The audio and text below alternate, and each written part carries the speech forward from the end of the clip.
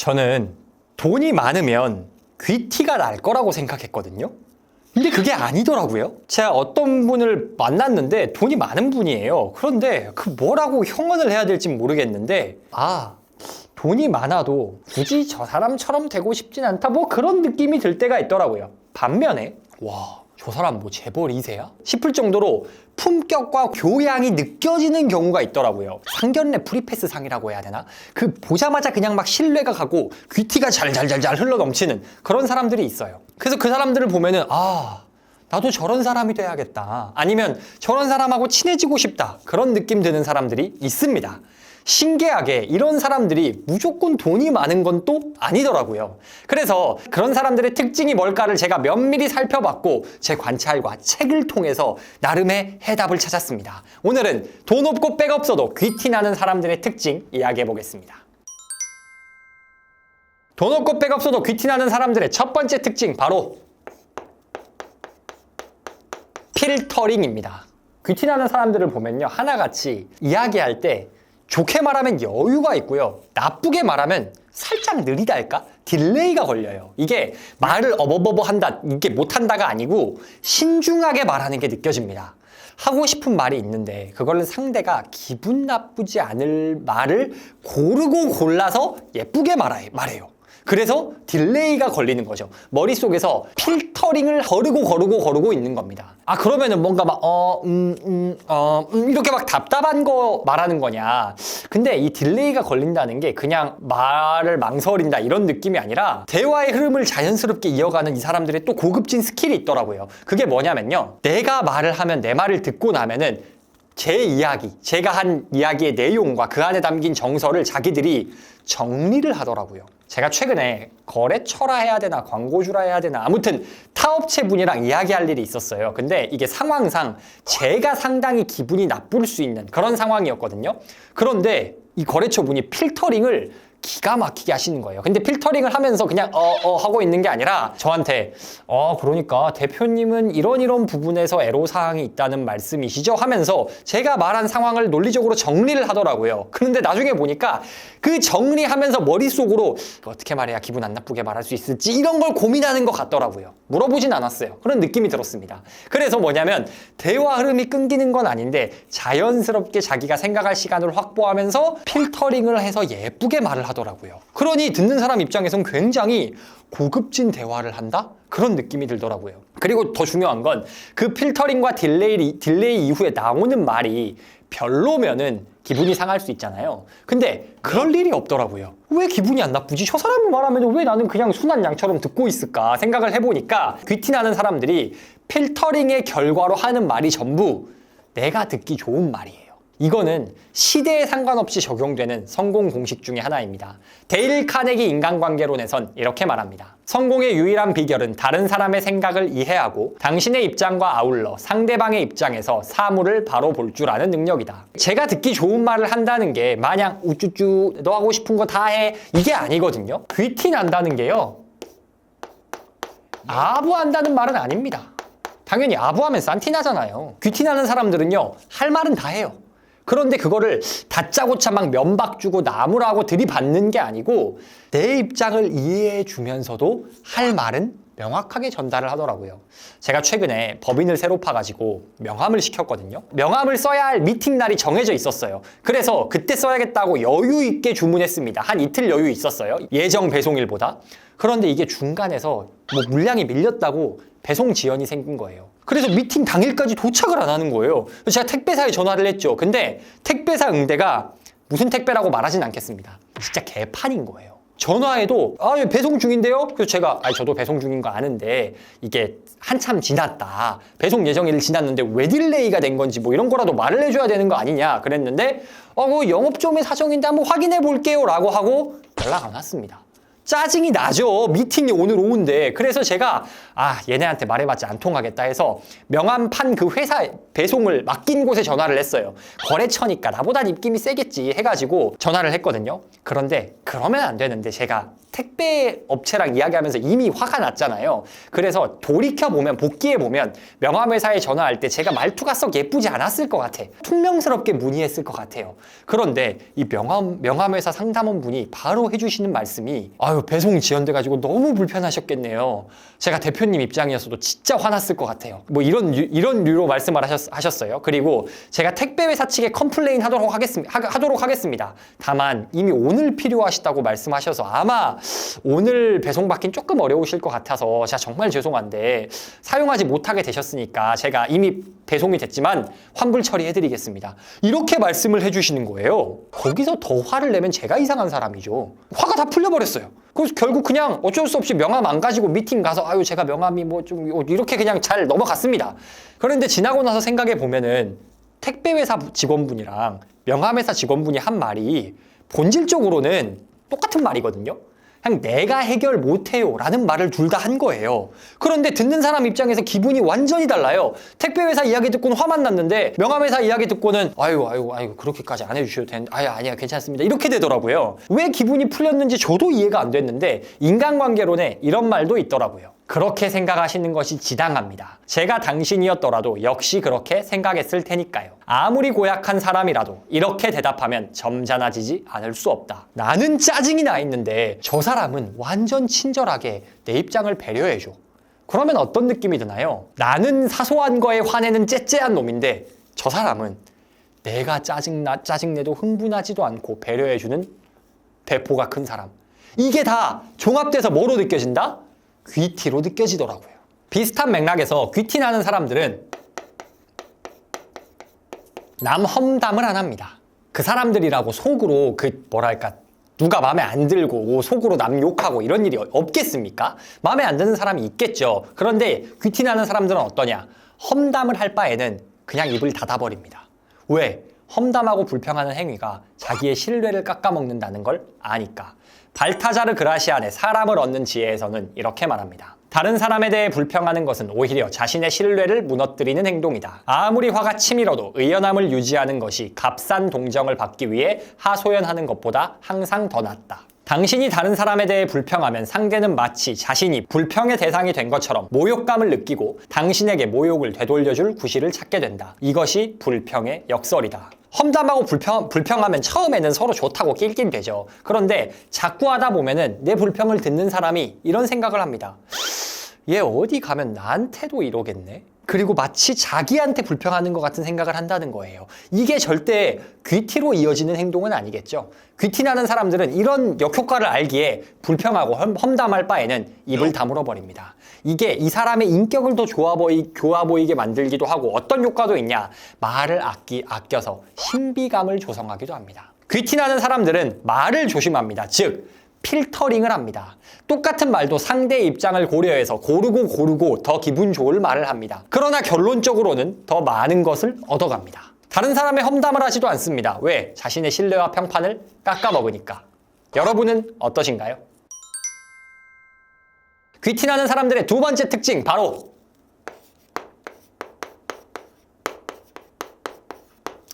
경청입니다. 잘 들어요. 우리가 귀티난다라는 말에는 어떤 의미가 포함되어 있냐? 왠지 호감이 가고 친해지고 싶고 그런 느낌이 드는 게 포함되어 있지 않을까요? 그러면 우리는 어떤 사람에게 호감을 느끼냐? 철광왕 앤드류 카네기가 한 모임에 간 적이 있습니다. 이 모임에서 탐험가 한 명을 만났어요. 그런데 탐험가니까 얼마나 자신이 탐험한 그 결과물, 영웅담을 펼치고 싶겠어요. 그래서 2시간 동안 카네기에게 탐험 이야기만 했답니다. 카네기는 그냥 듣고만 있었대요. 그런데 이 탐험가가 이야기 마치고 나갈 때 앤드류 카네기에게 선생님의 탐험에 대한 탁월한 식견과 지혜에 경의를 표한다 라고 말하면서 호감을 잔뜩 표현하고 갔다는 거예요. 카네기는 뭐 했는데? 들은 거밖에 없는데. 왜 그러는 걸까? 여러분, 인간은요 누구나 자기 말을 들어주길 원합니다. 저 보세요. 얼마나 내 말 들어줬으면 좋겠어서 유튜브에서 이렇게 맨날 떠들겠어요. 일주일에 2번 20분 넘는 영상으로 떠드는데도 할 말이 떨어지질 않잖아요. 근데 맨날 떠들기만 하고 경청을 잘 안 해서 귀티가 안 나는 것 같아요. 저는 어쨌든 핵심은 뭐냐면 우리가 가족들과 연인 사이에서 서운해하는 일이 생기는 이유가 뭐예요? 생각해보면 뭐 특별한 이유 있어요? 없어요. 그냥 내 이야기 좀 들어줬으면 하는 건데 그걸 안 들어요. 나는 내 고민을 들어달라 했지 컨설팅을 해달라고 하지 않았는데 아니 다 지들이 경영학과야 지고 너 티발씨야? 자 방금 맞게 말했죠? 어쨌든 이래가지고 막 판단을 하고 자빠졌으니까 F들이 그렇게 살기가 힘든 거 아닙니까? 죄송합니다. 제가 바로 그 T입니다. 여러분을 힘들게 하는 그 T. 어쨌든 사실 생각해보면요.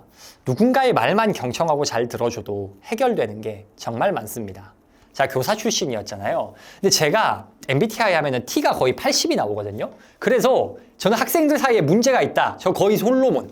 쫙쫙 잘라.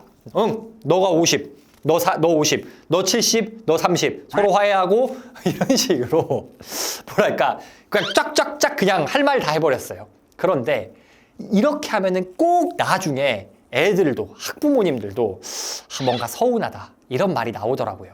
그래서 나중에 한 번은 제가 어떤 전략을 취했냐 그냥 듣자. 이쪽도 서운한 게 있고 이쪽도 서운한 게 있을 테니까 그냥 가만히 듣자. 마치 제가 부처님이 된 것처럼 그래 하고 듣고 있었어요. 근데 그러면 어떤 일이 일어나는지 아세요? 끝까지 제 이야기에 귀 기울여 주셔서 감사합니다 선생님 이라고 연말에 편지를 보내고 졸업하더라고요. 이게 왜 그러는 것이냐? 경청이 뭐로 이어진다? 호감으로 이어진다. 경청이 호감으로 이어지고 이 호감은 뭐로 이어지냐? 다른 사람에 대한 평가를 높게 하게 만들어주죠. 그래서 그 높은 평가가 귀티나게 보이는 그런 효과를 만드는 겁니다. 여러분도 생각해 보세요. 나 저 사람 진짜 싫어. 저 사람 부담스럽다 라고 생각되는 사람이 있나요? 솔직히 방금 한 명씩 이름이나 얼굴 생각났죠? 어쨌든 그분들의 특징을 한번 생각해보죠. 여러분이 방금 떠올린 그 사람 전부 어때요? 다 지 이야기만 떠드는 사람들이에요. 북토크 같은 사람들. 오늘 왜 이렇게 찔리죠? 아무튼 저 사람 참 귀티나다. 저 사람 참 고급지다 싶은 사람들은 경청의 귀재들입니다. 그런데 이 경청이라고 해서 그냥 이렇게 듣고만 있는 거냐? 아니에요. 여러분, 경청에도 기술이 필요합니다. 중요한 거는 내가 진짜 듣고 있는 것도 중요한데 상대방이 저 사람이 내 말을 잘 들어주고 있구나 라고 느끼게 만드는 것도 중요하거든요. 그래서 경청의 기술이 몇 가지가 있습니다. 첫 번째는 눈이에요. 우리가 예를 들어 상대방의 이야기를 경청하고 있다고 하지만 상대는 나를 보고 말하고 있는데 나는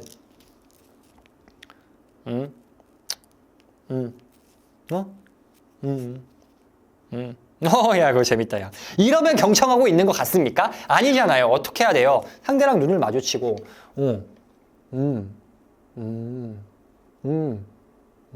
자, 아무 말 안 하잖아요. 그냥, 이러게만 해도 눈을 보고 있으면 어때요? 경청하고 있는 느낌이 든다. 이게 바로 경청하는 것을 보여주는 첫 번째 스킬입니다. 두 번째는요, 몸. 상대방에게 살짝 몸을 기울이는 겁니다. 뭐라고요? 예를 들어서 상대방이 나랑 이렇게 앞에 마주보고 있으면은 조금 이렇게 앞으로 해서 그래? 이렇게 몸을 살짝만 앞으로 가도요. 이렇게 뒤에서 이러고 있는 것보다는 훨씬 경청하는 느낌이 듭니다. 다른 경청의 기술들도 있지만 그냥 당장 실천할 수 있는 거잖아요. 눈 보고 몸 살짝 기울이기. 이것만 하셔도요. 상대방이 저 사람이 나에게 경청하고 있구나 라는 감정을 느낄 수가 있습니다. 그리고 그 경청이 호감으로 이어지고 여러분을 더 귀티나게 만들 겁니다. 생각해 보세요. 주변에서 정말 저 사람이랑 대화하는 거 너무 즐거워. 저 사람은 참 경청을 잘해. 저 사람은 참 사람이 고급지구나 하는 사람들은 여러분과 대화할 때 아마 대부분 여러분의 눈을 똑바로 보고 여러분에게 몸과 마음을 기울이고 있을 겁니다. 돈 없고 백 없어도 귀티날 수 있는 마지막 비결 바로 신체입니다. 뭐라고요? 신체. 아무리 비싼 명품 옷을 입어도요. 옷태가 안 살면요. 사람이 없어 보입니다. 야, 또 너 뭐 외모 지상주의 조장하는 거냐? 아니 근데 조장이고 뭘 떠나서 일단 인간인데 눈에 보이는 걸 무시할 수는 없잖아요. 그리고 여러분 보면 아시겠지만요. 이게 단순히 몸이 왕자가 있네 없네 막 이런 걸 떠나서 살찐 아저씨들도요. 운동하는 아저씨랑 아닌 아저씨는 몸무게랑 이 지방이 똑같아도 라인이 달라요. 라인이. 옷태가 완전히 다릅니다. 옷이 중요한 게 아니라 옷걸이가 중요하다고 하잖아요. 얼굴은 어쩔 수 없다 치더라도 몸이라도 좀 우리가 신체라도 좀 단련해서 사람들이 보이기에 야, 저 사람 좀 있어 보이는 걸 이렇게 만들 필요가 있다는 거죠. 제가 운동을 진짜 열심히 하시는 분, 막 이렇게 근육 우락부락한 분 말고 그냥 열심히 해서 탄탄한 몸을 가지신 분을 이렇게 만난 적이 있어요. 그런데 이분이 못발이 너무 잘 받는 거예요. 그래서 제가 와, 형 이거 옷 어디 거야? 이거 되게 좋아 보인다 했더니 그 형이 하는 말, 무텐다던데? 무신사 스탠다드요. 그 한 벌에 막 그냥 10,000원, 20,000원 하는 거. 그런 거더라고요. 근데 몸이 좋으니까 오태가 사는 거고 사람이 되게 뭐랄까 비싼 옷을 입은 것 같은 고급져 보이는 효과가 있어요. 반대로 어떤 깡마른 분을 또 만난 적이 있는데 운동이라고는 담을 쌓고 사시는 분, 그분을 만났는데 그냥 옷 예쁘게 입으셨다 그랬는데 나중에 알고 보니까 그게 명품이더라고요. 근데 저는 몰랐어요. 명품인지 몰랐어요. 딱히 막 봤을 때 명품 티가 안 나더라고요. 다시 말씀드리지만 이게 막 무조건 운동해가지고 벌크업을 하라 이런 게 아니더라도요. 좀 건강해 보이는 몸, 신체 라인이 예쁜 몸, 그런 몸이 느끼게 해주는 고급짐이 있습니다. 그렇다면은 그런 우리의 신체를 어떻게 좀 고급져 보이게 만들 수 있냐? 첫 번째 방법이 있습니다. 바로 자세를 바꾸는 겁니다. 자세를 바꾼다는 게 뭐예요? 앉아있을 때도 삐딱하게 이러고 있는 게 아니라 허리 똑바로 펴고 어깨도 이렇게 이러고 있는 게 아니라 어깨도 똑바로 펴고 이렇게 자세를 바르게 하는 겁니다. 여러분 혹시 장원영 님이 피식쇼 나오는 거 보셨어요?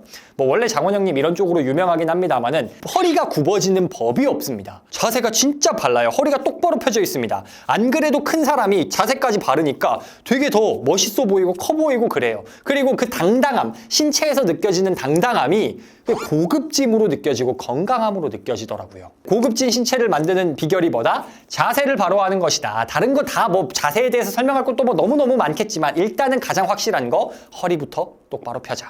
그 다음 고급진 신체 라인을 만드는 두 번째 방법은요. 제가 여성분들은 잘 모르겠어요. 제가 운동 전문가도 아니기 때문에. 근데 남성분들 그리고 특히 제가 경험한 그런 것에 의하면요. 턱걸이. 효과 끝내줍니다. 제가 운동 관련된 서적도 꽤 많이 읽었거든요. 그런데 진짜 턱걸이를 추천하지 않는 책이 없어요. 턱걸이를 하게 되면은 여기 우리 등이 넓어지면서 원래 우리가 잘 안 쓰는 거의 죽어있는 근육이 커지면서 뭔가 골격 자체가 더 넓어 보이는 효과가 있어요. 제가 군대 가기 전에 완전 어조비였거든요. 진짜 완전 어조비였는데 지금 보시면은 그냥 그렇게 어깨 좁다는 느낌은 안 들잖아요. 만약에 너 어깨 좁은 것 같은다면 그거는 머리가 큰 거예요. 자, 아무튼 뭐냐면은 이 여성분들은 제가 체형을 어떻게 만드는지 모르겠는데 남성분들은 턱걸이만 좀 해서 이 프레임이라고 하죠. 이것만 좀 넓혀줘도 사람이 굉장히 고급져 보이는, 그리고 뭔가 옷발이 받아요. 옷발이 받으니까 싼 옷을 입어도 사람이 귀티나고 고급져 보이는 그런 효과가 있는 겁니다. 명품이 고급짐과 귀티를 만드는 게 아닙니다. 누가 입었냐가 귀티를 결정합니다. 그에 가장 큰 영향을 미치는 요소가 뭐다? 신체다. 오늘은 돈 없고 백 없어도 고급져 보이는 귀티나는 사람들의 비밀에 대해 이야기해봤습니다.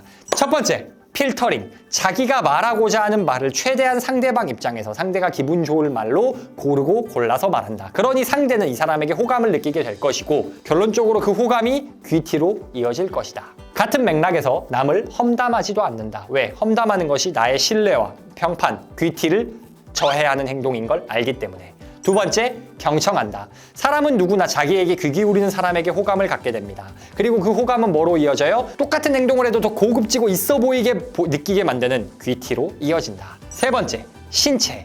너무 건강하지 않고 처져 있고 움츠려든 이런 신체 라인이 아니라 건강하고 바른 이런 신체 모양만 갖춰도, 고급진 신체 모양만 갖춰도 우리가 어떤 옷을 입고 어떤 곳에 가든지 간에 더 귀티나고 고급지게 보일 수 있다는 겁니다. 근데 다른 거는 그렇다 치고요. 이 경청 같은 경우엔 사실 저도 굉장히 못하는 부분이라 오늘 상당히 찔림이 많습니다. 저부터 좀 실천을 해야겠어요. 여러분은 어떠신가요? 저랑 같이 이 세 가지 사항 실천해서 우리 모두 좀 더 귀티나는 사람이 돼봅시다.